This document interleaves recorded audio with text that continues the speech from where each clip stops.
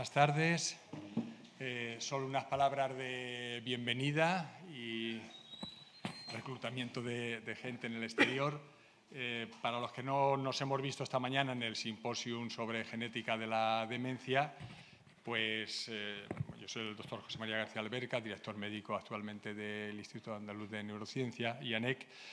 Simplemente daros la bienvenida. La inauguración oficial es mañana, como está previsto con las autoridades, pero solamente nada, deciros que bienvenidos a Málaga, que espero que la conferencia sea muy provechosa para todos vosotros. El 90% de los asistentes son de Allende de Peñaperro. Siempre nos pasa y estamos muy orgullosos que vienen de cualquier punto de España, así que bienvenidos a Málaga.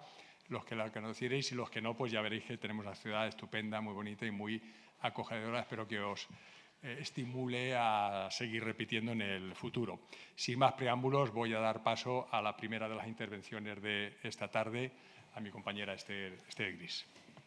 Bueno, buenas tardes y me sumo pues a esa bienvenida a todos los que venís de fuera. Yo soy Esther Gris, soy psicóloga, trabajo en IANEC también, en la parte de adultos, ¿no? Y hoy tengo el privilegio de poder reencontrarme con el profesor Marcelo Bertier, como ya sabéis todos, que es profesor de la Universidad de Málaga, sus trabajos y del Centro de Investigaciones Médico-Sanitarias de la UMA también.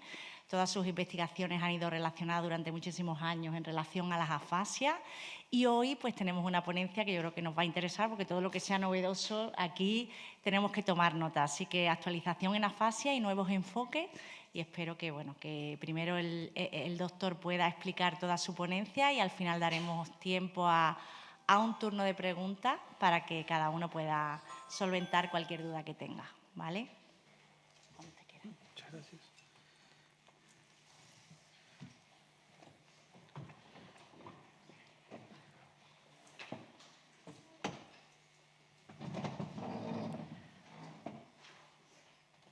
Buenas tardes. Primero que nada quiero agradecer al doctor José María García Alberca y a Esther Gris por la bienvenida y bienvenidos a Málaga. Me alegra mucho ver muchas caras conocidas de amigos que hace tiempo que no veo.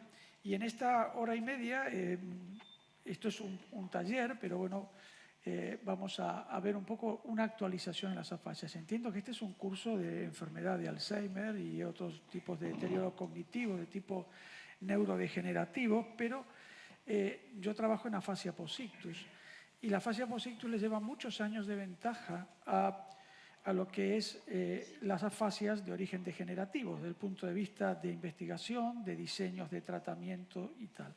Y además son perfectamente aplicables los tratamientos que nosotros utilizamos para tratar personas afásicas por ictus o por trauma craneal, por ejemplo, son perfectamente aplicables a personas que tienen enfermedad de Alzheimer. De hecho, los fármacos que utilizamos para tratar personas con afasia secundaria a ictus son fármacos que provienen de las enfermedades neurodegenerativas como la enfermedad de Alzheimer, la afasia primaria progresiva o la enfermedad de Parkinson, por ejemplo. Aquí están mis, no sé cómo se dice, disclosures. Bueno, mis conflictos de intereses, ¿no? Esta es una diapositiva que yo creo que es muy relevante. Es una diapositiva que es un trabajo que se publicó en el año 2010. La primera parte del artículo, después es el resto está sacado de un consorcio inglés y australiano. Y la primera pregunta es, ¿qué malo es estar afásico? Le hicieron en Toronto a 66.000 residentes válidos en residencias, valga la redundancia, les pasaron una lista de 75 enfermedades o procesos y les preguntaron cuáles creían que impactaban negativamente más en la calidad de vida.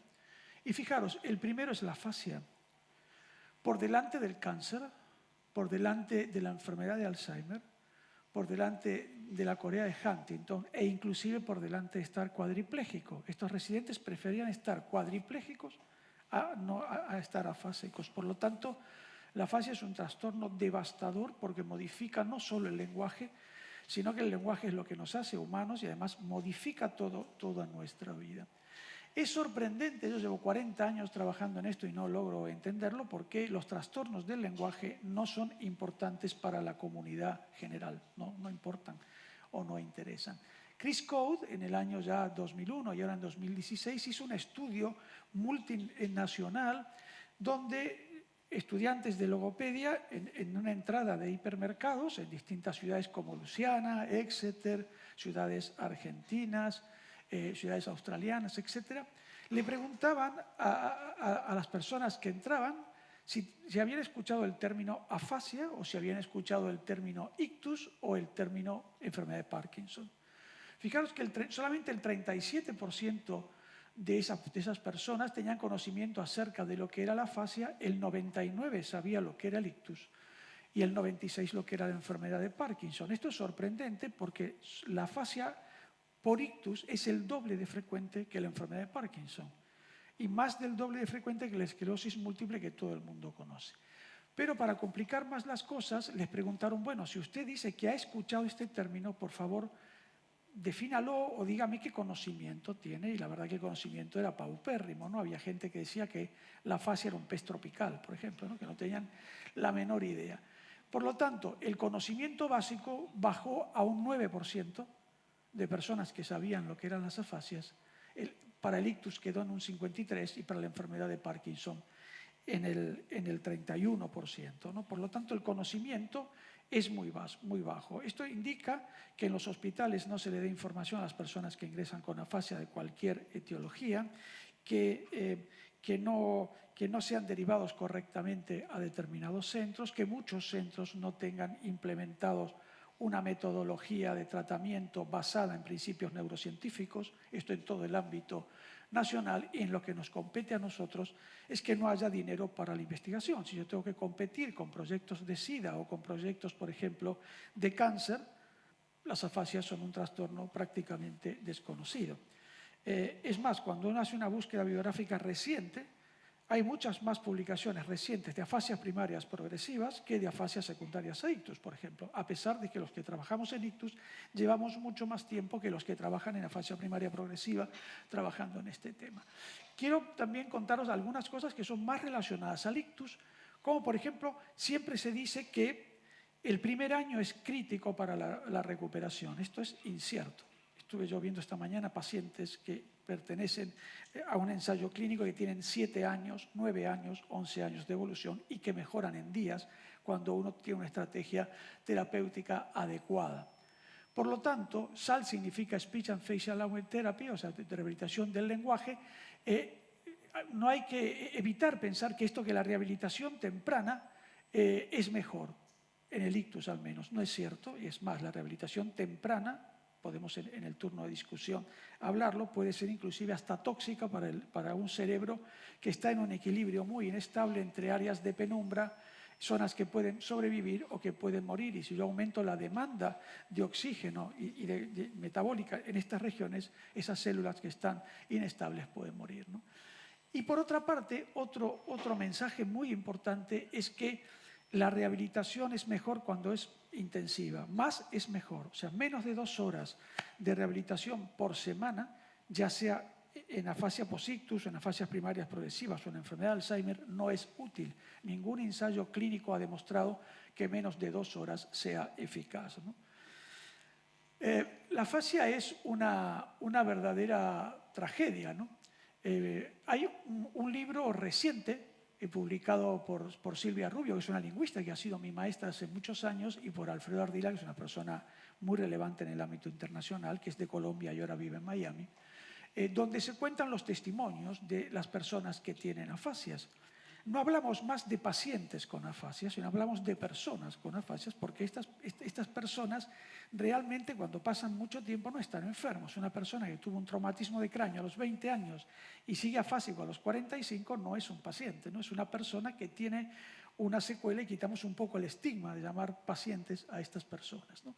En nuestro ámbito hay 2 libros. Este era un señor que es el presidente de la Asociación de Afásicos de Málaga, Rafael Reyes, que tuvo una afasia global y que después se recuperó también, que pudo escribir un libro con ayuda de un periodista de Valencia. Esta es una querida y recordada señora que tuvo una afasia que desafortunadamente falleció porque tenía un tumor. Y este libro me lo regaló su autora, que vive en Australia, que es una verdadera joya y que a mí me ha dado muchísimas ideas de investigación, su propia experiencia de estar afásica. Estos libros son muy recomendables para leer, primero, para todas aquellas personas que no conozcan la afasia y que se den cuenta, como bien dice Rafael, de lo que es el drama de la incomunicación, no poder comunicarte. La afasia implica la pérdida de la identidad personal, ya sea por un ictus, por un traumatismo o por una enfermedad neurodegenerativa. Uno de los problemas en el ámbito clínico es que no se puede evaluar a una persona afásica en 10 minutos. Sí, hay test de screening, de despistaje, como por ejemplo uno que se llama MAST, que significa test de screening de Mississippi, que está validado en español y que se puede utilizar perfectamente en el ámbito hospitalario o en el ámbito de consultas. Pero aquí os cuento un poco lo que nosotros hacemos en nuestra unidad. Nuestra unidad es una unidad de investigación y no de asistencia. Solo hacemos asistencia a aquellos pacientes que entran, que son seleccionados para un protocolo o para un ensayo clínico, ¿no? Cuando yo empecé a trabajar en afasias, teníamos un interés obsesivo en el lenguaje y nos olvidábamos de la persona afásica, de los problemas que tiene la persona afásica y de sus familiares. Entonces, gradualmente hemos ido aumentando, incorporando más pruebas. Por lo tanto, miramos lenguaje con distintas pruebas que están mencionadas aquí, el Western Aphasia Battery, que es la que usamos, o el EPLA del doctor Cuetos, que ahora trabaja con nosotros en la universidad. La comunicación funcional. A una persona afásica no le importa tanto poder nombrar 10 objetos más, sino poder ir a la compra y poder comunicarse en sus actividades de la vida diaria. Esto es lo que realmente es válido. Por lo tanto, mirar comunicación es muy importante. También sabemos desde hace ya aproximadamente 9 años de las aportaciones de John Duncan, es que es interesante que el lenguaje se recupera, pero no por estructuras lingüísticas. O sea, hay una serie de estructuras de control general o de control de dominio que no están en el área perisilviana que regula el lenguaje y que sí regulan funciones atencionales, funciones ejecutivas y control cognitivo. Si esto no funciona adecuadamente, por ejemplo, si la persona no puede hacer el test del trazo, el try-making, no tiene problemas para hacer el Wisconsin Car Sorting Test o tareas de estos, muy probablemente va a tener una peor recuperación de la afasia. Por lo tanto, mirar cognición, mirar función atencional, función ejecutiva y control cognitivo es importante. La afasia tiene un impacto dramático en la calidad de vida y en aspectos neuropsiquiátricos, digamos, de la persona afectada. Por lo tanto, también valoramos depresión, ansiedad, personalidad premórbida, apatía, estrés postraumático, etcétera, etcétera. Porque una persona deprimida con afasia no es un buen candidato para ser evaluado y tampoco es un buen candidato para ser tratado hasta que no se solucione su problema de la depresión. Hay escalas. Evaluar depresión en afasia es un problema porque hay muchas personas que no pueden verbalizar que están deprimidos, entonces nos basamos en una serie de signos indirectos para esto. La calidad de vida también se ha validado una escala, que es esta escala que está aquí, que mide calidad de vida en varios dominios: vitalidad, socialización, comunicación, etc. Actividad social. Uno de los principales problemas que tienen las personas afásicas de cualquier etiología es el aislamiento. No tienen relaciones con nadie que no sean sus terapeutas.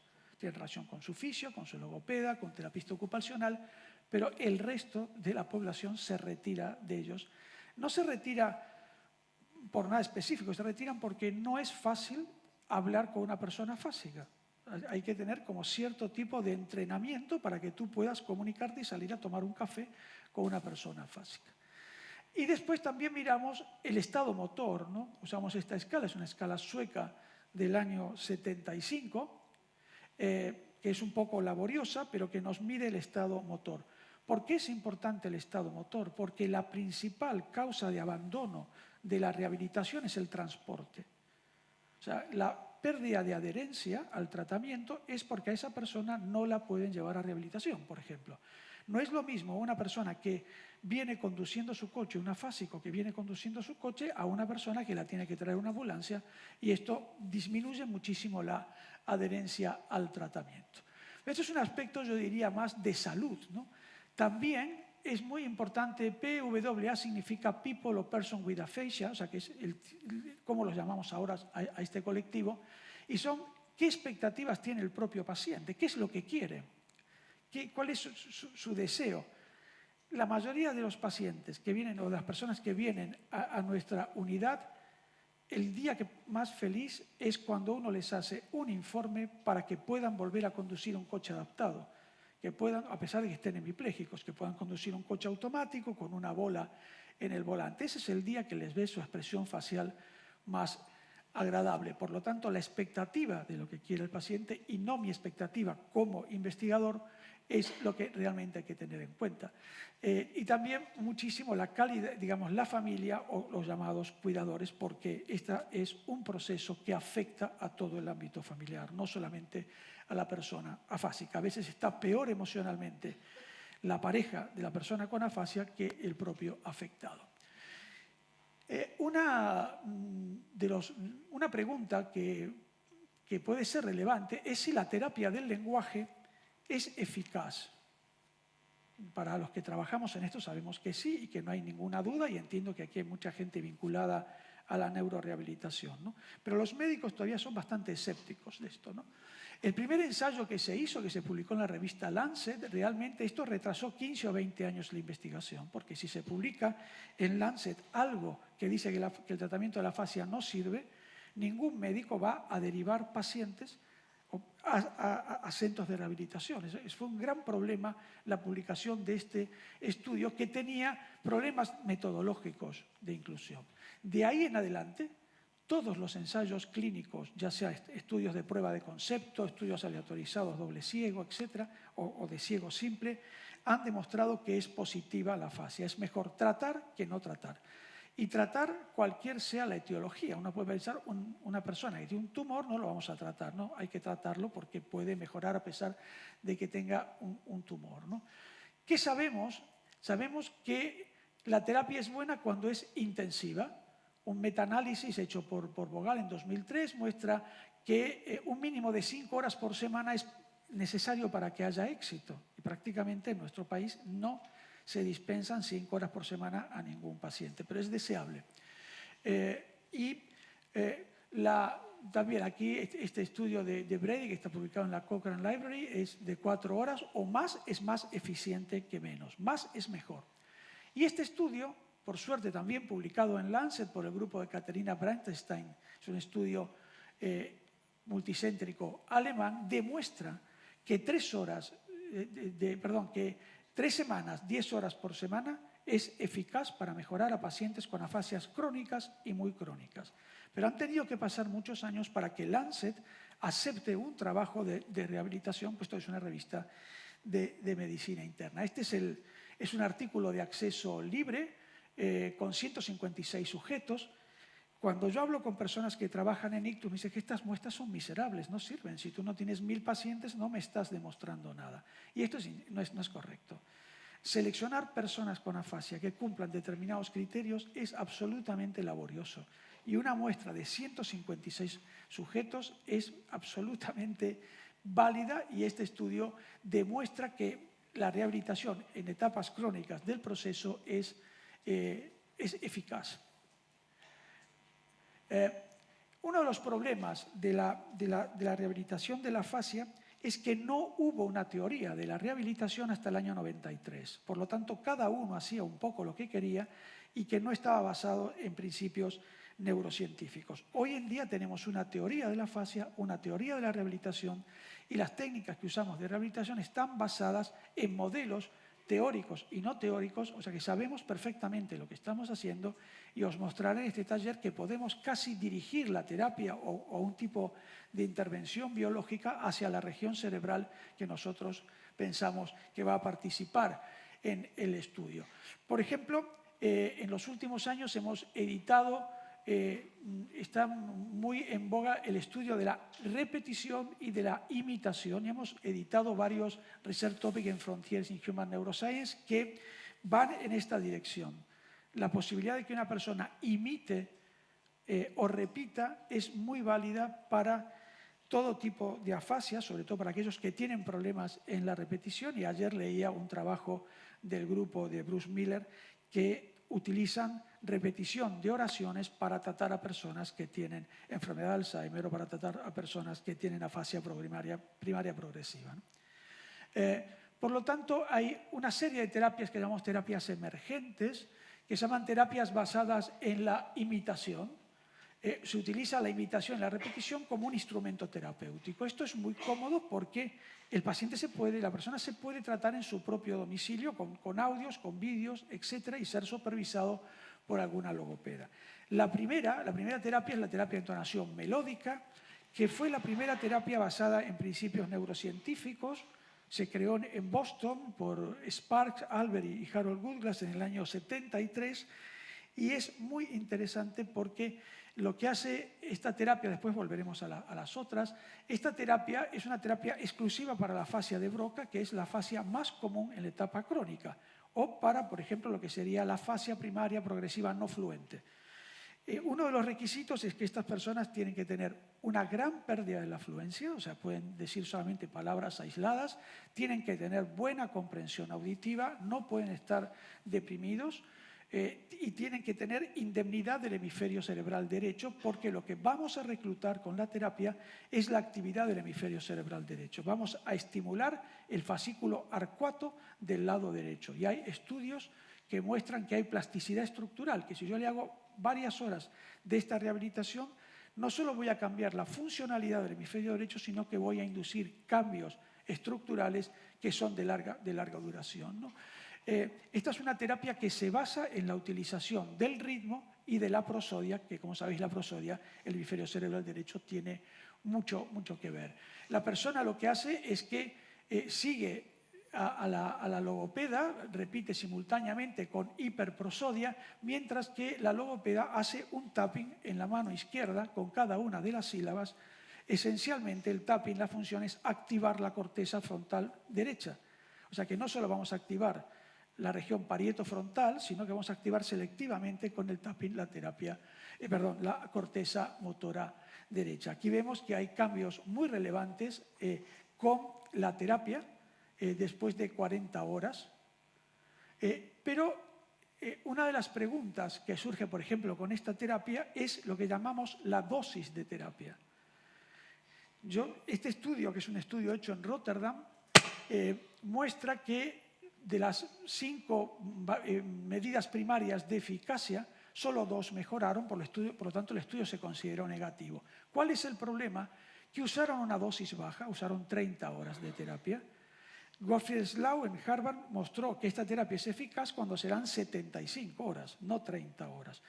Por tanto, es muy importante poder en los próximos años saber cuál es la dosis de terapia que nosotros tenemos que dar para que sea eficaz. Este es un estudio donde no se hizo ningún tipo de intervención farmacológica, pero si lo hubiesen hecho, por ejemplo, más horas, haber agregado fármacos aumentadores de la función cognitiva o haber incorporado estimulación cerebral no invasiva, estimulación transcraneal de corriente directa o estimulación transcraneal, muy probablemente los resultados hubiesen sido mejores. Hace ya unos años tratamos a un grupo de personas que tenían afasia de conducción, son aquellos que comprenden bien, hablan mal, tienen parafasias fonémicas y repiten peor. Claro, uno pensaría que utilizar aquel dominio lingüístico que está más afectado es como contraintuitivo, ¿no? Martha Taylor, que es una de las madres de la logopedia norteamericana, decía que uno tenía que ser como un bypass, ¿no? Utilizar dominios lingüísticos o cognitivos que estuviesen preservados al servicio de la rehabilitación. Lo que hicimos aquí fue hacer lo contrario. Lo que peor tenían era la repetición y le tratamos la repetición. No solamente queríamos tratar la repetición, sino era ver si podíamos aumentar los beneficios de la terapia con un fármaco, aumentar y acelerar los beneficios, ¿no? en estos tres pacientes. Y, como veis, eran 3 pacientes, estas son resonancias en posición axial, un T1, lo que está en rojo son las áreas de lesión, pacientes que tenían lesiones muy extensas en el hemisferio cerebral izquierdo y que en la etapa aguda tenían afasia global y ahora tenían afasia de conducción, ¿no? Y esta es un poco la justificación anatómica, ¿no? Una lesión extensa, yo no tengo tejido viable, tejido noble aquí para rehabilitar, por lo tanto voy a explotar la función de la región frontal, la región temporoparietal comunicadas por el fascículo arcuato, parecido, o sea, la misma justificación teórica que en la terapia de entonación melódica. Pero ¿qué hicimos? Hicimos un estudio donde comparamos lo que se llama terapia distribuida o terapia convencional, más fármaco. Aquí recibieron 16 horas de terapia, durante 16 semanas de terapia, perdón, con un total de 40 horas. Y en la segunda parte del ensayo recibieron la mitad de tiempo de terapia, la misma cantidad de horas. O sea que estos sujetos recibieron menos terapia y menos fármaco, porque aquí recibieron 16 semanas de fármaco y aquí recibieron solo 8. Hubo un lavado durante 4 semanas de la fase inicial con donepezilo 5 y 10 a la segunda fase. Indudablemente este estudio tiene un sesgo que es la posibilidad de carryover, ¿no? Que es que yo arrastre beneficios de la primera terapia a la segunda. Pero el diseño era el que teníamos y ya está. ¿Qué vimos? Lo que vimos, perdón, esta es una diapositiva muy cargada, lo que vimos es que las 2 terapias mejoraban, digamos, no solamente la repetición, porque no tiene sentido mejorar la repetición de forma aislada, sino que había un efecto de generalización a otros dominios, como por ejemplo a producción de lenguaje espontáneo, a comprensión, etc., ¿no? Y eso es lo que buscamos. Usamos una tarea de repetir palabras, pseudopalabras o frases con la intención de que esos beneficios pasen al lenguaje espontáneo, a la comprensión e inclusive a la memoria auditivo-verbal a corto plazo. Los 3 pacientes mejoraron más con esta terapia intensiva que con la terapia convencional. Y hubo un fenómeno que se ve poco con la rehabilitación exclusiva, que es la generalización. Cuando uno hace logopedia, si tratas 20 ítems de denominación, van a mejorar esos 20, pero probablemente otros 20 que no has tratado no van a mejorar. El aditamento de los fármacos y de la estimulación cerebral no invasiva favorece la generalización. Y aquí vemos que frases control que no se trataron, o sea, hubo frases de terapia que se trataron y otras que no se trataron, subieron, por ejemplo, de 30 a 44, el máximo era 60, de 34 a 47 y de 35 a 47. O sea que hubo un fenómeno de generalización a ítems que no habían sido trabajados y también un beneficio significativo en la producción oral. ¿Cuál es la ventaja de esta terapia? Que es una terapia que la hacían los pacientes en su propia casa. O sea, se les grababa un audio y una logopeda supervisaba y tenía visitas de prueba para ver que realmente estaban haciendo las cosas correctamente. Por lo tanto, lo que hemos hecho en este estudio es aumentar los beneficios de la terapia convencional y acelerar los beneficios porque de 16 semanas bajamos a 8. Esto tiene implicaciones muy importantes a nivel de gasto sanitario, por ejemplo.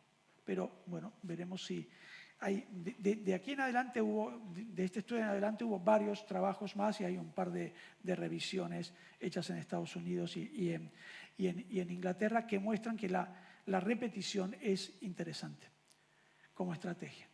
Vamos a ver este estudio, que es un estudio de Julius Fredriksson, de Carolina del Norte, para tratar afasia de Broca o afasia primaria progresiva no fluente. Esto se llama speech entrainment. Entrainment significa arrastre, o sea, arrastrar, ¿no? Y esta terapia se basa también en el feedback auditivo. La persona escucha algo y lo repite, pero también puede ser que escuche algo y que además de escuchar vea la boca de la persona que está diciendo la palabra o un vídeo.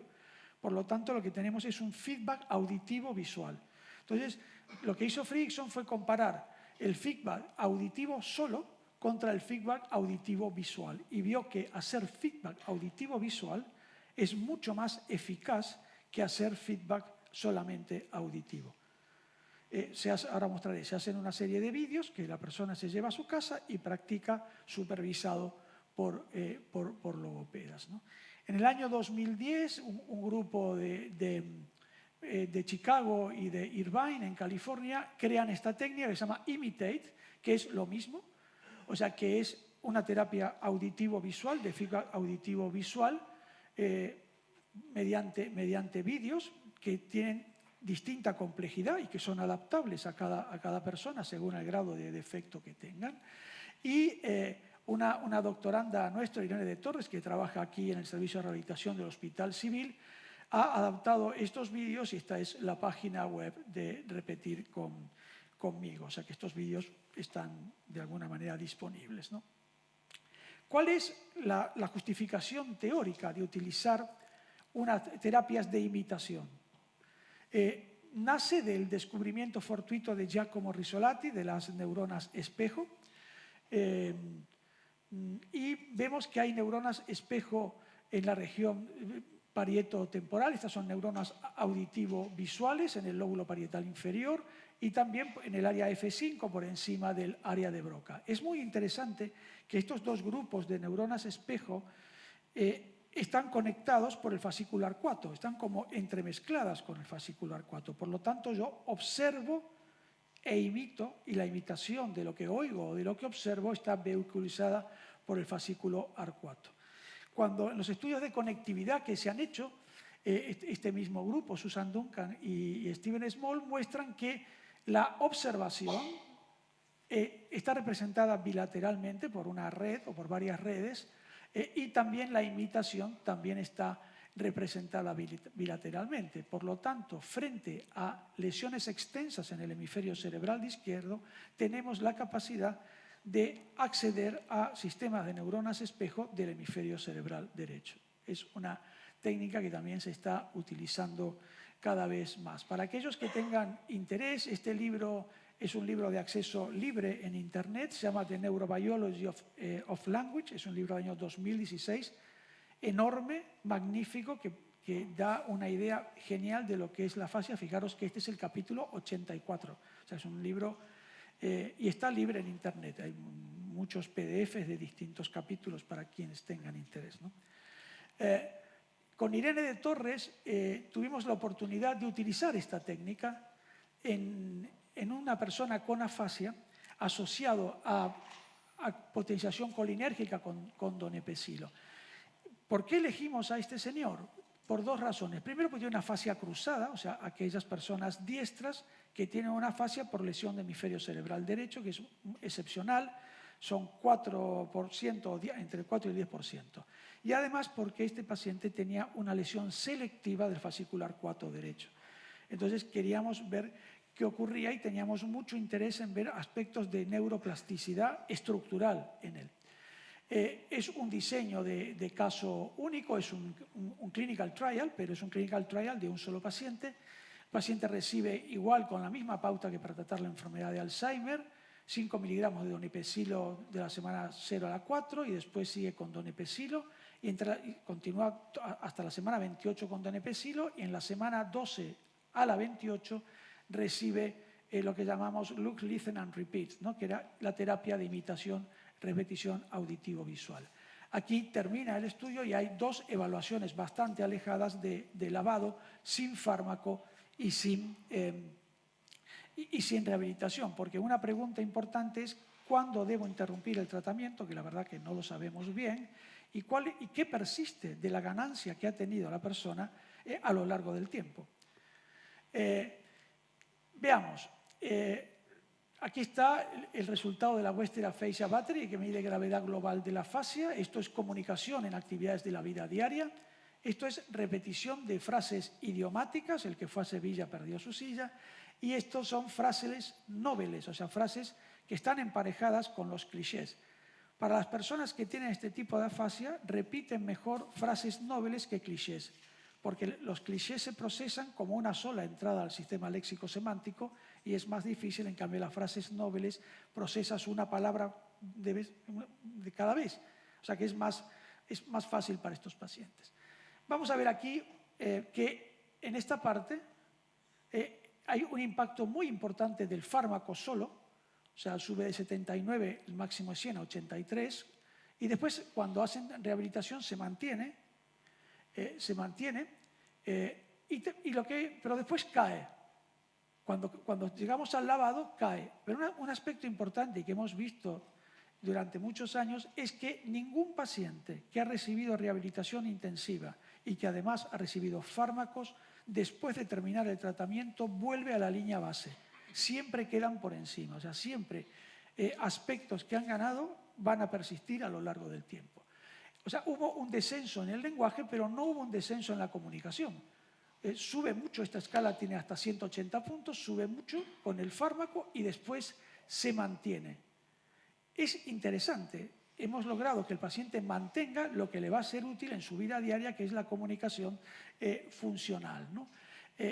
Y claro, la pregunta es ¿por qué se mantiene esto y por qué no se mantiene tanto el lenguaje? Hay una explicación que es eminentemente clínica, que utiliza mucho más el lenguaje de comunicación en su vida diaria, y la otra comunicación es biológica.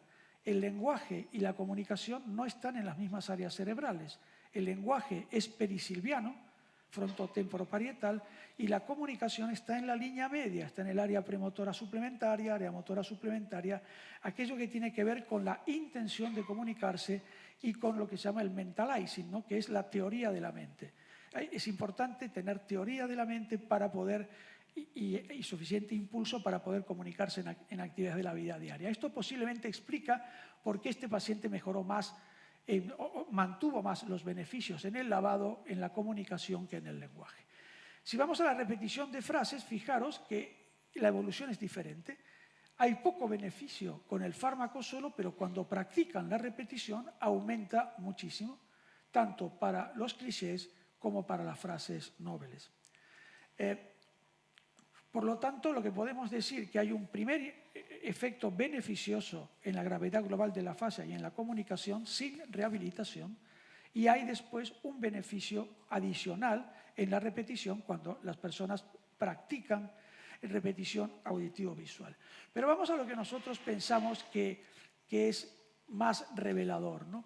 Aquí tenéis la resonancia magnética, esto es derecho, recordad que es una fascia cruzada, una lesión selectiva en la vía dorsal, o sea, en el fascículo arcuado del lado derecho, también algo en los ganglios basales. Entonces, lo que hicimos fue comparar la tractografía de este sujeto con 21 sujetos controles sanos. Como uno de los principales problemas y de los principales beneficios fue en la comunicación, hicimos tractografía de un tracto que no estaba dañado por la lesión. Fijaros que la lesión está aquí abajo y estos tractos están intactos. Este tracto se llama FAT, que significa Frontal Aslant Tract. Es sorprendente porque es un tracto que se describe por primera vez en los monos en 2010 y en el humano en 2013. Hasta este momento nadie conocía o nadie había etiquetado a este tracto. Este tracto une el área motora suplementaria con la pars opercularis del giro frontal inferior y es crítico para la fluencia. Si yo corto este tracto, me quedaré mudo o tendré una gran reducción en la fluencia y en la comunicación. El área motora suplementaria lo que hace es dar el impulso al área de Broca para que podamos hablar. Si yo daño este fascículo, no voy a tener impulso para hablar. El área de Broca va a estar intacto, por lo tanto, operaciones como la repetición, la denominación van a estar intactas, pero volitivamente la persona no va a tener deseos de hablar. Esto está bien descrito, por ejemplo, en la parálisis supranuclear progresiva. Hay bastantes casos descritos de esto, ¿no? Entonces, ¿qué vimos? En el gráfico de abajo está el hemisferio izquierdo, que vemos que no hay cambios en el volumen del tracto, pero sí hay cambios en el volumen del tracto en el hemisferio cerebral derecho, que era nuestra diana terapéutica, ¿no? Aquí se ve que el tracto en el basal es más delgado el derecho que el izquierdo, aquí es bastante más voluminoso y aquí es muy robusto. Es más, cuando comparamos el basal, el donepezilo y el donepezilo más la terapia con los 21 controles sanos, lo que vemos es que la diferencia con los controles es cada vez más pequeña porque el tracto se acerca cada vez más a la normalidad. no estamos tratando la lesión, estamos tratando tractos que han sido disfuncionales por efectos remotos de la lesión o de cercanía, ¿no? Y es muy interesante porque una pregunta que nos hacíamos, bueno, ¿dónde han actuado la terapia? ¿Ha actuado en el área motora suplementaria, ha actuado en la par supraescularis o ha actuado en el medio del tracto? No, ha actuado en el medio del tracto. No hubo cambios en el área motora suplementaria, en el volumen, y no hubo cambios en la corteza de la pars opercularis. ¿Por qué hay cambios aquí? Esencialmente porque es una zona muy rica en receptores colinérgicos. Es muy rica este área. Esto se ha demostrado en el Cadacil, por ejemplo, que la sustancia blanca es muy rica. Y lo que hemos hecho es llevar una terapia y un fármaco a una región específica que teníamos interés de modular. Un poco lo que ocurre en el cáncer. Yo doy un citostático para que vaya a un órgano diana y no altere el resto. Aquí vemos que hemos ido a este tracto directamente, no hemos modulado, no por nuestra voluntad, sino porque el fármaco no actuó en el hemisferio cerebral izquierdo y sí actuó en el hemisferio cerebral derecho. Este es un sujeto particular porque no utiliza el hemisferio izquierdo para el lenguaje para nada. Tiene un fascicular 4 magnífico, pero no lo utiliza. No sabemos cuál es la función de su hemisferio izquierdo realmente. Todo su lenguaje está en el hemisferio cerebral derecho.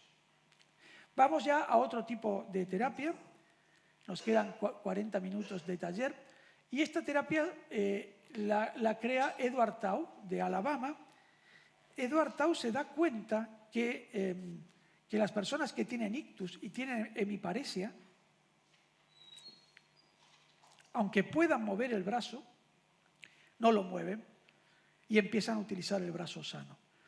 Entonces, ¿qué es lo que ocurre? Que hay un aprendizaje del no uso del brazo parético.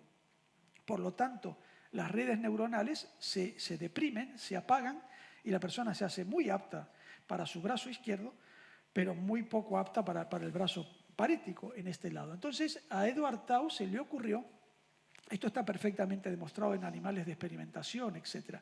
Se le ocurrió ponerle el brazo sano 8 horas, bloquearle el brazo sano con un cabestrillo, por ejemplo, y forzarles a utilizar el brazo enfermo, con la idea de mejorar la movilidad, de recuperar la movilidad y de aumentar la movilidad, ¿no? Friedman Puller-Müller, que es un colaborador y amigo, y su esposa Bettina Amor, que viene muchísimo a Málaga y colaboramos con ellos, pensó, en colaboración con Edward Tau, que ¿por qué no hacer esto con personas afásicas? ¿Por qué no restringir en los afásicos aquellos gestos que reemplazan el lenguaje? Señalar, tenemos pacientes que escriben en la mesa o escriben en el aire la primera letra de una palabra, pero no hablan. O sea, o gesticulan y la familia comprende la gesticulación. Recordad que entre dos personas que no se conocen, el 75% del lenguaje y de la comunicación es no verbal. Entonces, se creó una terapia que se llamó Constraint Induced Aphasia Therapy.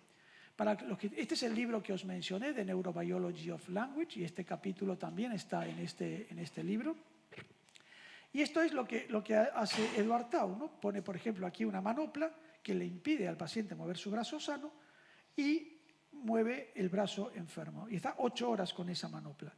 ¿Cuál es el problema? Que esto no es para todas las personas que tienen hemiparesia. Si tienes una hemiparesia muy moderada, que no tienes algo de movilidad eficaz en tu mano derecha, no es útil. Pero en aquellos que tienen hemiparesias leves y discretas y este fenómeno del no uso, es interesante este tipo de terapia. ¿Qué es la Constraint Induced Aphasia Therapy? Ahora no la llamamos más Constraint y ahora explicaré por qué, ¿no? Es una terapia de rehabilitación grupal del lenguaje, intensiva y ecológica. ¿Por qué ecológica? Porque está aplicada en contextos reales de comunicación. Una persona le solicita, un participante a otro, una tarjeta que contiene un objeto. Es como cuando uno va a una tienda o a una panadería y le pides al panadero que te dé una baguette. Y si no tiene baguette, le preguntarás qué otro pan tiene. Está el acto de producción, de recepción por la otra persona, que en el caso de la terapia será otro participante, y además el acto motor de de entregar y de chequear que las tarjetas sean las mismas. Por eso esta terapia, en inglés la llamamos ahora ILAT, que significa Intensive Language Action Therapy, terapia que relaciona el lenguaje con la acción. Y hemos hecho la adaptación española y la llamamos REGIA, que significa Rehabilitación Grupal Intensiva de la Afasia. Esta terapia está basada en principios neurocientíficos, en la práctica intensiva, en la relevancia conductual y comunicativa. Lo que yo quiero es que la persona hable. No me importa tanto que cometa errores lingüísticos, sino lo que quiero es que aumente su comunicación funcional. Y hay nuevas versiones. Esta terapia se hizo en el año 2001 y del año 2001 es la que ha suscitado más publicaciones. Hay 30 o 40 artículos de esta terapia y ya se utiliza en todo el mundo y hay varias formas, o sea, hay SIAT-1, SIAT-2, SIAT+, etc. Hay varias modalidades y cada vez se está adaptando más, ¿no? En el primer estudio, Pulvermüller y Moore muestran que las mismas horas de esta terapia con terapia convencional, los pacientes mejoran más en el token test, que los que reciben terapia convencional. Solamente con 2 semanas, o sea, 2 semanas, o sea, son 30 horas de terapia en 2 semanas. ¿Qué es la terapia? Esta es la regia, la versión que hemos adaptado nosotros con Pulvermüller también. Hay una mesa que tiene unos paneles separadores. Estos paneles lo que hacen es que un participante no vea las cartas del otro participante, las tarjetas, y además, si gesticula, minimizar que el otro pueda identificar el gesto. Hay varias categorías semánticas, como por ejemplo animales, profesiones, vestimenta, coches, objetos de la casa, todos útiles para la vida diaria. No hay un canguro, no hay un trineo, o sea, sino objetos y seres vivos que realmente sean útiles para el sujeto. Tiene también, bueno, al final hay unas tablas y unos apéndices que nos permiten seleccionar las tarjetas que vamos a utilizar, porque hay 1100 tarjetas, o sea, hay 2 sets de 550 tarjetas. Y como son varios días, tienes que saber qué tarjetas vas a seleccionar para los primeros juegos, que son 3 o 4 o 5, según la gravedad de la persona afectada. ¿Y cómo es el juego, no? 2 o 3 participantes y un terapeuta. Por ejemplo, el participante A hace una petición, le solicita, por ejemplo, la tarjeta de los tomates al participante B, y el participante B puede ser que tenga los tomates, o sea que sigue, le contesta que sí lo tiene, comparan que las tarjetas son las mismas y se la entrega. Y en este momento el participante que ha entregado la tarjeta es el que le va a preguntar a otro participante. Pero también puede ser que rechace la petición porque no tenga la tarjeta. No la tengo. En este caso, el participante A tendrá que dirigirse al participante número C. Pero también puede ser, y esto ya cuando la terapia va un poco más avanzada, que el participante B le pida una aclaración. Mira, ¿para qué quieres los tomates? Es que quiero los tomates porque voy a hacer un pisto, por ejemplo. Lo que estamos buscando es que cada vez la pregunta sea más larga y la respuesta sea más larga para aumentar la extensión de la comunicación y que después esto se traslade a la vida cotidiana. En este estudio, también del grupo de Julius Fredrickson, lo que vemos es lo siguiente, que trataron a un grupo de personas con afasias crónicas con esta terapia, que ellos llaman CILT, Constraint Induced Language Therapy, personas que tenían anomia. Y lo que vieron es que la anomia mejoraba mucho y que se reducían significativamente las parafasias semánticas, o sea que cometían muchos menos errores semánticos. E hicieron una técnica nueva que nosotros ahora os mostraré, la estamos utilizando, que es cuando ves un tracto, esto es la vía ventral, el fascículo occipito frontal inferior, que tiene que ver con el sistema semántico, se divide en 100 partes. Y aquí vemos, que la parte azul, esto era antes del tratamiento, esa parte es marcadamente disfuncional y como después del tratamiento sube al verde y este cambio en este tracto se relaciona directamente con la mejoría en la denominación y con la desaparición de las parafasias semánticas.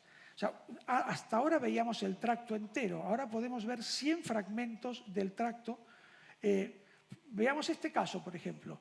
lo que nos permite saber a dónde estamos dirigiendo la terapia y qué cambios están ocurriéndose en el cerebro. Este es un señor con una afasia de conducción, con la lesión parietal, estudiado en nuestro centro, que su único problema es que no puede repetir pseudopalabras y que comprende mal oraciones que son sintácticamente complejas. El resto está perfecto, tan perfecto que parece que no tuviese afasia. Y aquí vemos, esto se llama Automatic Fiber Quantification, y aquí vemos, por ejemplo, cuando se sale de lo negro y de lo gris es anormal. Aquí vemos cómo el fascicular 4 del lado derecho, esta es la lesión, cómo solamente esta porción posterior que está en azul es disfuncional, mientras que el tracto del hemisferio contralateral es absolutamente normal. ¿Para qué sirve esto? Para que yo pueda identificar aquellos sectores, ya sea de este tracto o de otros tractos, como el FAT, por ejemplo, que causan el daño, que causan la disfunción lingüística y se repara con las estrategias que nosotros busquemos específicamente para esto, ¿no? Aquí vemos otros tractos, ¿no? El fascicular 4, el FAT, el IFOF, que llamamos, que es el fascículo occipitofrontal inferior, y el uncinado, que tienen que ver con comprensión semántica. Hoy en día podemos estudiar perfectamente estos tractos. Pero, ¿qué pasa cuando hacemos esta terapia, ¿no? Esta regia? ¿Qué ocurre? ¿Mejora solamente el lenguaje, la comunicación, o pueden mejorar más cosas? En este estudio colaborativo, que se publicó hace 2 años, comparamos denominación intensiva, o sea, con la misma cantidad de horas de regia o ILAT, la misma cantidad de horas.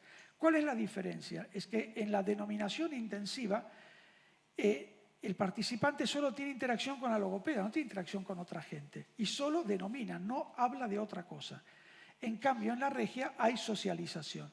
Lo que se ve en este estudio, que es cruzado, que mejoran mucho más aquellos que reciben las mismas horas de regia que aquellos que reciben denominación intensiva. Y lo interesante es que hay mejoría en los síntomas depresivos en 2 semanas solamente en pacientes crónicos, medido con la escala de depresión de Beck, pero solamente en la fase en que recibieron la terapia regia, no cuando recibieron rehabilitación de esta forma, ¿no? En otro estudio, ese estudio se hizo en Berlín y este se hizo en Málaga, que está a punto de publicarse. Hicimos un estudio de caso control con pocos sujetos, estudiamos 6 personas con afasia, que eran el grupo de intervención, y un grupo control que estaba en lista de espera, que iba a ser tratado posteriormente. ¿Qué es lo interesante de ver aquí? Que hay pacientes que tenían 165 meses de evolución, o sea, una evolución larguísima, o 102, o 73. Son pacientes muy, muy crónicos que en general no son aceptados para rehabilitación en ningún centro concertado, porque cuando vas y se mira, llevo 8 años de afásica, dicen, mira, ya no hay nada que hacer contigo, ¿no? Todos tenían afasias en el estudio que hicimos con Pulvermüller y Bettina Amor y Benjamin Stahl. La mayoría eran pacientes no fluentes. Aquí hay más pacientes fluentes que no fluentes. Les pasamos las medidas primarias de eficacia, fueron el VAB, la Western Aphasia Battery, comunicación, y esta batería que se llama Stroke Aphasia Depression Questionnaire, que es una batería que se le administra a un familiar y que mide signos indirectos. No había dificultades, no había diferencias significativas en la evaluación basal, y lo que vimos es que con 2 semanas de rehabilitación hubo un beneficio significativo con una D de Cohen alta en gravedad global de la afasia y en depresión, o sea, el descenso en la escala esta significa mejoría. Hubo beneficios en la comunicación, pero no alcanzaron significación estadística, ¿no? Por lo tanto, ya hay 2 estudios con esta terapia que muestran que los pacientes no solamente mejoran el lenguaje y la comunicación, sino que mejoran la depresión, ¿no? Si tenemos tiempo, voy a mostrar algo de dónde están estos cambios cuando tratamos a estas personas, además de con esta terapia, con un fármaco, ¿no? ¿Qué estructuras cerebrales son las que cambian, por ejemplo, en el PET? Hicimos otro estudio con esta muestra de 6 personas de función cardiovascular. una persona afásica tiene miles de bloqueos al día, anómicos, quiere nombrar algo y se queda bloqueado, ¿no? Entonces, en colaboración con Stefan David, que es el director de la unidad de sistema nervioso autónomo del CIMES, de nuestra institución, les miramos frecuencia cardíaca, presión arterial sistólica, diastólica, etc., ¿no? Mientras denominaban, lo que está en rojo son aquellas palabras que generaban anomia y los que están en verde son las palabras que nombraban correctamente. Y lo que se ve, por ejemplo, cuando tiene que nombrar cenicero o candelabro, que hay un aumento notable de la frecuencia cardíaca y de la presión arterial sistólica y diastólica, y hay un aumento muy importante de la actividad simpática. Cuando estos pacientes reciben 2 semanas de tratamiento y pueden nombrar sin dificultad, por ejemplo, el cenicero y el candelabro, hay una normalización de la tensión. Esta es una tensión que se mide latido a latido, ¿no? Cada latido lo estamos registrando. Y hay una tendencia, ese tono simpático disminuye y hay una tendencia a la normalización. Obviamente esto es una anécdota porque son 6 sujetos solamente, pero es interesante estudiar la salud cardiovascular de pacientes que tienen ictus y que tienen muchísimos bloqueos anómicos o de otra índole y ver si realmente a largo plazo tiene un impacto en esto, ¿no? Vamos a pasar ya a la última parte. Es que, bueno, la rehabilitación logopédica intensiva es buena, mejora, pero no es suficiente. Por lo tanto, ya desde hace unos años se utilizan lo que llamamos terapias biológicas. Terapias biológicas son fármacos y estimulación cerebral no invasiva. Los fármacos son muy antiguos. La primera persona que utilizó fármacos fue Alexander Luria en el año 69, que utilizó galantamina para tratar la afasia post-ictus con éxito. Y yo estoy haciendo ahora una revisión. En este momento hay muchas más publicaciones de estimulación cerebral no invasiva que trabajos de fármacos. La pregunta es ¿por qué? La explicación es muy simple. Ninguna de estas 2 estrategias está autorizada para su uso clínico. Por lo tanto, se usa o por uso compasivo en práctica clínica o se usa por indicación fuera de ficha técnica, que es legal, ¿no? que se puede utilizar. Y por otra parte, los únicos que podemos prescribir fármacos somos los médicos, de momento. Y la estimulación cerebral no invasiva se la puede hacer hasta el propio paciente. Por lo tanto, es claro que haya un aumento de utilización de estimulación cerebral no invasiva. Yo no estoy en contra, nosotros tenemos 3 equipos y los estamos utilizando, en desmedro de la utilización de fármacos. Pero si me dicen, ¿qué prefieres? Mira, yo tomarme una pastilla que tener que ir todos los días a que me den, digamos, estimulación, me pongan un casco, tenga que estar 20 minutos o media hora, etc. La estimulación cerebral no invasiva, la estimulación eléctrica de corriente directa, se ha utilizado y se utiliza para todo, para el dolor crónico, para la fibromialgia, para la depresión, para el trastorno obsesivo, para muchísimas cosas de forma eficaz, ¿no? La única indicación autorizada es la depresión, es la única indicación, pero es un método claro, ¿no? ¿Cuál es la justificación de utilizar fármacos para tratar una afasia post-ictus o inclusive una afasia secundaria a una enfermedad neurodegenerativa?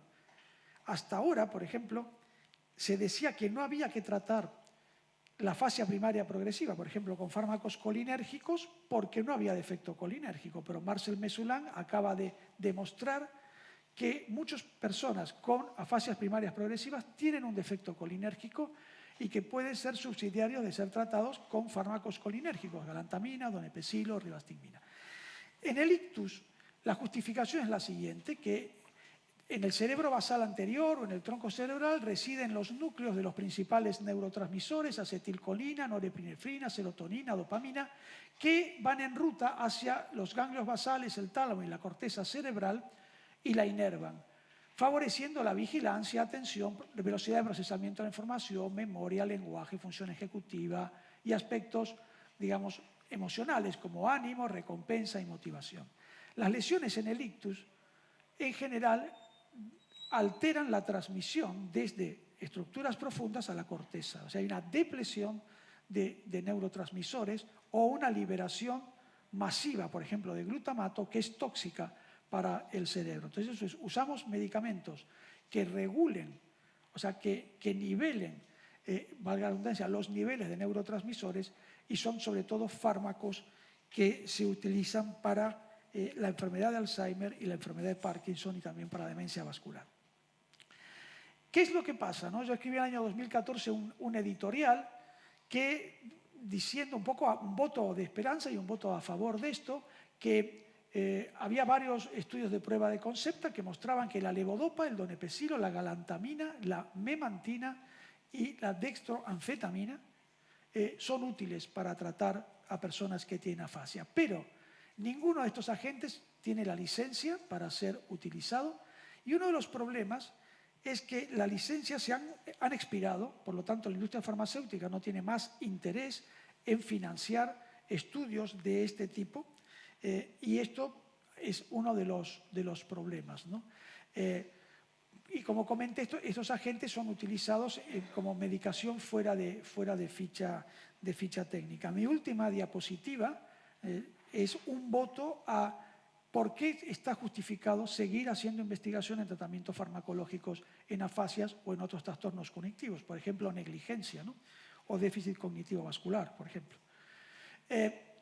Vamos a ver la modulación colinérgica en estos 20 minutos que nos quedan.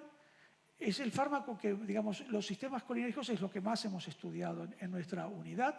Tienen importancia en memoria de trabajo, atención, aprendizaje, adquisición y retención de pruebas, y algo que es muy importante en la rehabilitación, que es plasticidad dependiente de la experiencia. Yo le doy un fármaco y le hago una tarea, y esa persona va a mejorar específicamente en la tarea que yo le estoy dando. Va a generar plasticidad neuronal específicamente para esta tarea. Y hay mucha evidencia que, por ejemplo, el donepezilo modula la actividad relacionada con una tarea, sobre todo en la corteza frontal. Aquí tenemos la anatomía del sistema colinérgico. Hemos estudiado mucho el sistema colinérgico porque es un sistema focal. El glutamato y el GABA están distribuidos ampliamente en el cerebro y es mucho más difícil localizarlos, ¿no?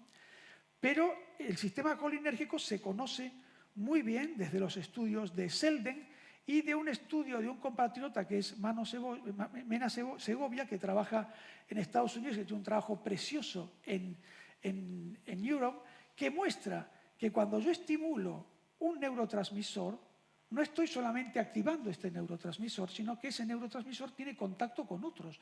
Por ejemplo, si yo estimulo el sistema colinérgico en el tronco cerebral, indirectamente voy a estimular el sistema dopaminérgico. Por tanto, un fármaco que tiene como diana un sistema está influyendo en otro tipo de sistema. Aquí vemos, perdón, que la diapositiva se ve mal.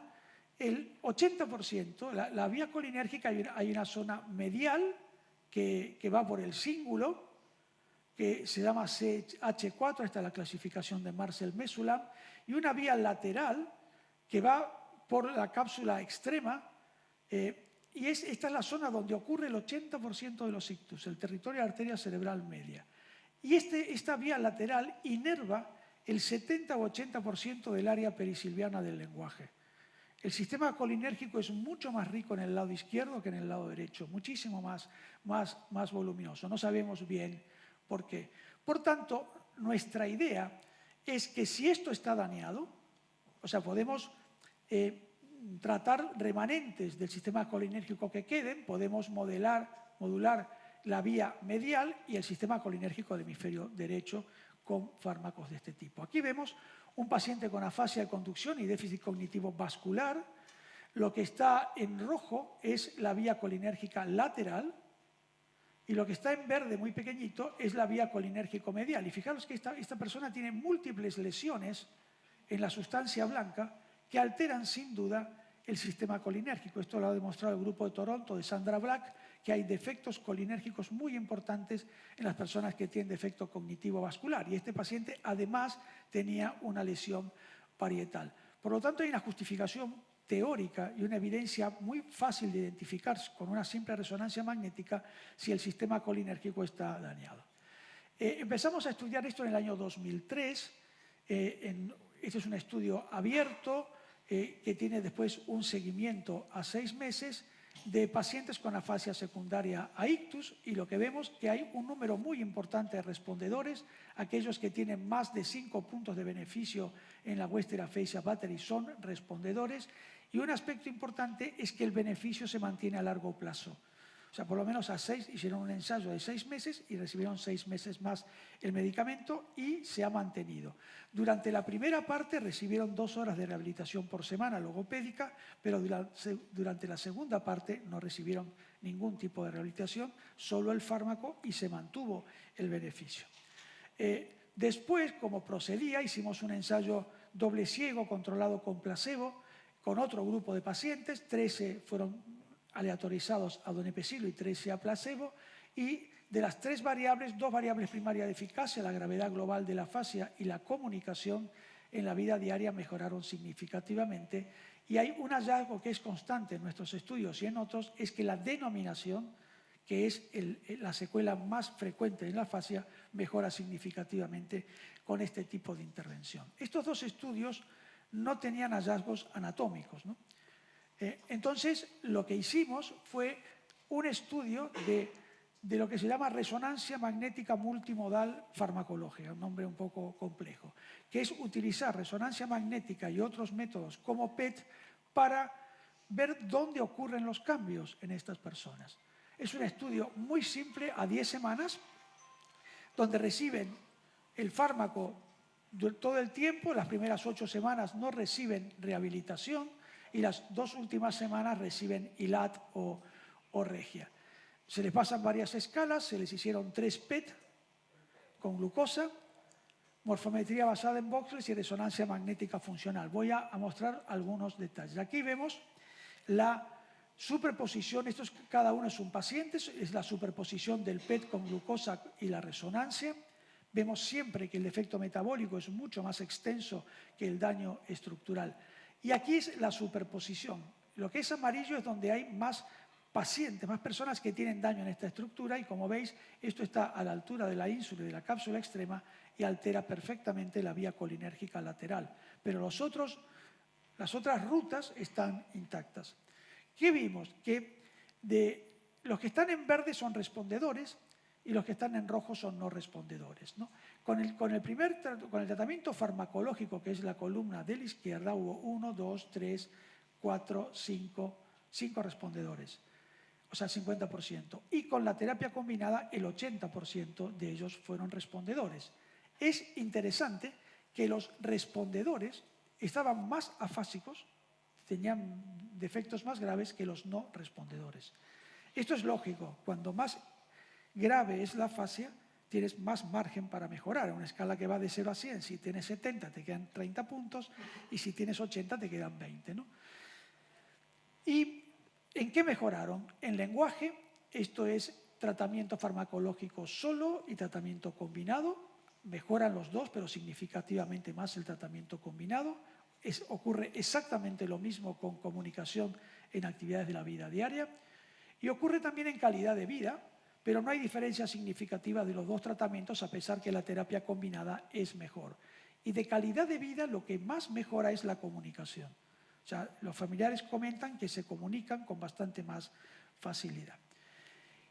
Esto es morfometría basada en voxeles. Esto mide densidad de la sustancia gris, o sea, cambios estructurales en el cerebro, ¿no? Lo que veis aquí, hemisferio izquierdo y hemisferio derecho. Tratamiento farmacológico, cambios, lo que está en rojo es aumento de la densidad de sustancia gris, solamente perilesional. Y un pequeño spot en el área del núcleo basal de Maynard, ¿no? Se ve ahí muy chiquitillo, ¿no? Quedaros con esta imagen y mirad esta imagen. Esto es lo que ocurre cuando agregas 2 semanas de terapia.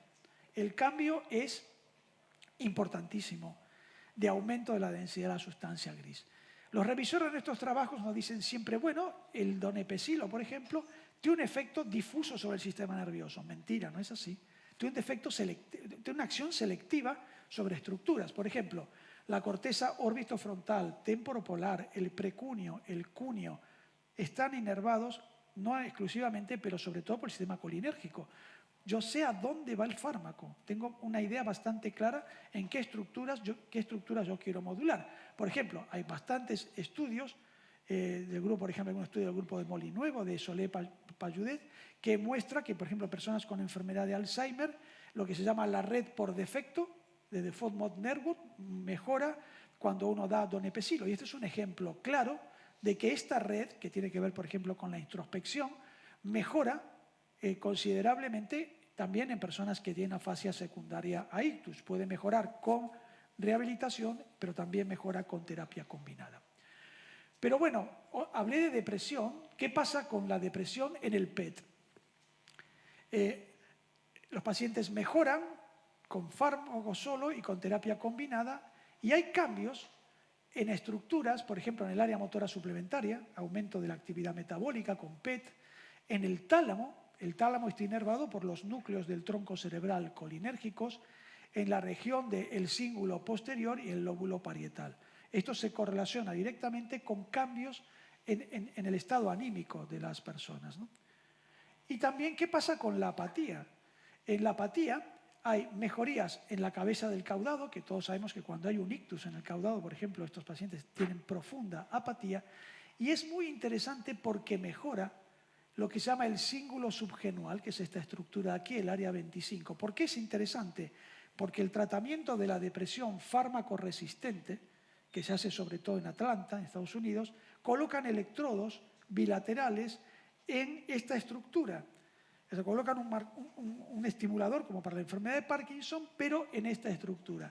Y es tan fascinante que personas que han estado deprimidas durante décadas dejan de estar deprimidas dentro del quirófano. Cuando les conectan, digamos, el estimulador, cambia inmediatamente su estado de ánimo. Hay numerosos estudios de este área, el área 25, y nosotros hemos encontrado que en personas que tienen apatía, mejora con el tratamiento farmacológico. Ahora tenemos un ensayo clínico, aquí está el contacto por si alguien quiere enviarnos pacientes, con mucho gusto, que es igual al que os acabo de mostrar, con la única diferencia que además del fármaco y de la rehabilitación hacemos estimulación transcraneal de corriente directa en el hemisferio derecho. Es un estudio que está abierto, la idea es reclutar 40 pacientes y tenemos de momento 12. Me quedan 5 minutos para que podamos tener algunos de discusión. Esto hicimos exactamente lo mismo con glutamato, con memantina. Este es un estudio muy complejo, sobre todo logísticamente muy complejo, y demostramos que el fármaco solo mejora la afasia, pero cuando agregamos terapia hay un efecto sinergístico, mejora mucho más. Esto se mantiene, decae un poco los que estaban en fármaco activo y no los que estaban en placebo, y después, cuando hay una fase abierta de extensión a 6 meses, hay no solo un beneficio, sino que hay un aumento del beneficio, aunque los pacientes no recibieron terapia. Hicimos potenciales evocados cognitivos y vemos que se asocia a una reorganización cerebral bilateral en estos pacientes, ¿no? Y por último, ya con esto acabo para que nos queden algunos minutillos muy bien, ¿no? Esto es, yo estoy ahora escribiendo un editorial porque estoy enfadado que haya tanta estimulación transcraneal y tan pocos fármacos, ¿no? Entonces, el editorial se llama 10 razones de por qué estas drogas deben seguir siendo investigadas para el tratamiento de la afasia post-ictus. La primera, esto está basado en evidencia de estudios de prueba de concepto. La primera es que se aumentan los beneficios de la terapia del lenguaje y del habla. La segunda, que aceleramos la recuperación pasando por alto pasos obligados. Cuando yo veo a una persona que tiene afasia, va a tener quizá un neologismo que gradualmente pasará a una parafasia fonémica, a una parafasia formal, a una parafasia semántica y podrá nombrar al final el objeto.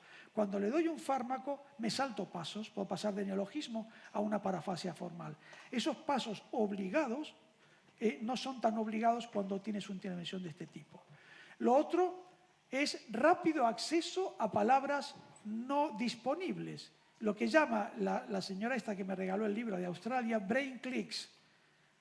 Tenemos un señor que después de 17 meses de tener un ictus y de sentarse en su salón y no poder nombrar la palabra cortina que tenía enfrente, al tercer día de recibir don Epesilo empezó a decir cortina, cortina, cortina, cortina, y nunca más dejó de decir cortina. Y esto estamos viendo que muchos de estos cambios ocurren después del sueño. En el sueño hay muchas personas recuperan palabras tras el sueño, ¿no? Es un área interesante para estudiar. Otro que hemos encontrado, que es la generalización de ganancias a ítems no tratados. Hay un efecto de preparación del cerebro para la terapia cuando yo doy el fármaco primero. Como he mostrado, hay una modulación importante, el punto 6, de las redes neuronales. Hay beneficios, aunque no esté asociado a terapia del lenguaje. Los beneficios se mantienen o disminuyen poco después de que se suspenden la droga. Hay mejoría en dominios no lingüísticos, llámese ánimo, calidad de vida, motor, y tienen buen perfil de seguridad y de tolerabilidad. Y ya por último, ya está. Muchas gracias por vuestra atención.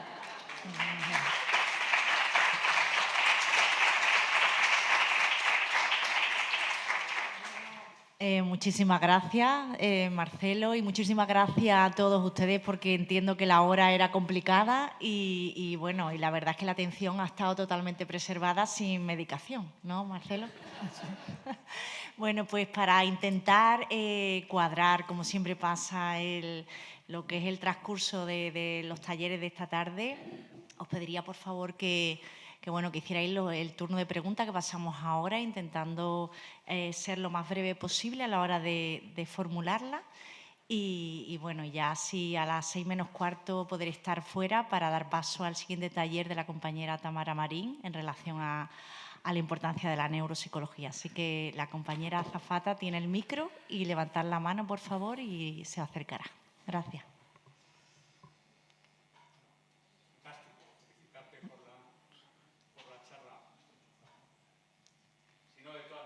Sí, se escucha. Si tú me puedes dar algunas claves pronósticas de aquellos que crees que la rehabilitación del lenguaje puede ser más útil o más inútil. Es decir, si realmente se puede hacer una aproximación inicial en aquellos que a lo mejor tienen la repetición conservada, aquellos que tienen parafasias semánticas muy iniciales. Si hay algún tipo de claves pronósticas que te pueden hacer pensar que la rehabilitación puede merecer la pena o no, o si realmente hay que intentarlo en todo. Te agradezco que digas que nunca es tarde para empezarla, pues yo creo que esa es una idea que hay que ir rompiendo barreras. Pero si hay alguna clave pronóstica o de buen pronóstico o de mal pronóstico en las afasias, sobre todo las no degenerativas, que son las más alejadas de mi práctica. Sí. Es una pregunta excelente, ¿no? Y es un método muy actual. En este momento estamos muy interesados en factores predictivos de evolución natural y de respuesta, ¿no? Y muchos de los factores predictivos tienen que ver con la neuroanatomía, ¿no? Con qué estructura premórbida tenemos nosotros. Desafortunadamente, el 40% de las personas que tienen ictus tienen afasia global. Y si la afasia global persiste 6 meses, es un signo de mal pronóstico. Y son los pacientes que más llaman a nuestra unidad. O sea, personas que están mudas, que no comprenden nada, etcétera, y que llevan tiempo de evolución, y la verdad que no tenemos mucho que ofrecerles ahora mismo. Las afasias que mejoran, y en mis diapositivas, son las afasias que son leves y moderadas. Esas son las que mejoran. Cuando vamos a la etapa crónica, los 8 tipos clínicos de afasia en la etapa crónica no existen. Existe la afasia de Broca, que es la más frecuente en el crónica, la de conducción, y la afasia anómica. Y mucha apraxia del habla, muchos problemas de programación del habla y no del lenguaje. Todos mejoran. Los que menos mejoran pueden ser los Wernicke, la afasia de Wernicke con muchos problemas en la comprensión, pero estos pacientes no son frecuentes y son pacientes muy castigados porque como tienen muchos problemas conductuales, nadie los quiere, entre comillas, ¿no? Yo diría que yo trataría a todo el mundo, pero la experiencia práctica de tratar a gente con afasia global ha sido mala, muy mala, y yo no recomiendo, quizá recomiendo sí utilizar fármacos para mejorar atención, velocidad de procesamiento de la información, para que puedan aprender más fácilmente un método alternativo de comunicación, pero no mejorar la fluencia del lenguaje. Se pueden usar en agudo también, ¿eh? Están demostrados estos fármacos que son eficaces en agudo, ¿eh?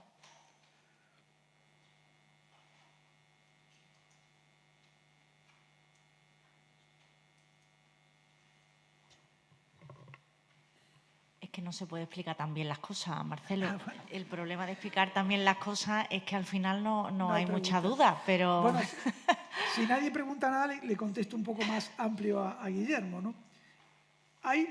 Tú puedes mirar una resonancia o un escáner y hay estructuras que si están dañadas tienen muy mal pronóstico. Si la lesión llega en la parte anterior del cerebro a la superficie del ventrículo, la recuperación de la afluencia es casi inexistente en estas personas. O sea, porque has dañado las vías frontoestriatales que tienen que ver con la activación. Estos pacientes casi nunca recuperan la afluencia. O si tienen daño del segmento anterior del arcuato, también a mayor carga lesional, peor fluencia. La fluencia es uno de los grandes problemas en las afasias, ¿no? Pero también en la afasia primaria progresiva no fluente. Si a mí me dicen, ¿qué paciente te gustaría tratar con afasia primaria progresiva no fluente? Uno que tenga logopénica, por ejemplo. Hemos tratado a algún paciente con afasia semántica que han ido bien con técnicas de reestructuración del sistema semántico, pero las no fluentes, yo no tengo gran experiencia en esto, tienen el mismo problema que tiene una afasia de Broca grave, ¿no? Sobre todo cuando está evolucionada, ¿no? Bueno, pues gracias a todos por intentar cuadrar bien también el horario. Gracias al doctor Bertier por esta magnífica intervención. Y bueno, tenemos ahora, como hemos comentado, un descanso. Podéis salir fuera a un poquito desconectar y prepararse para la siguiente ponencia de Tamara Marín en relación a la importancia de la intervención neuropsicológica en base a los test de screening. Muchísimas gracias.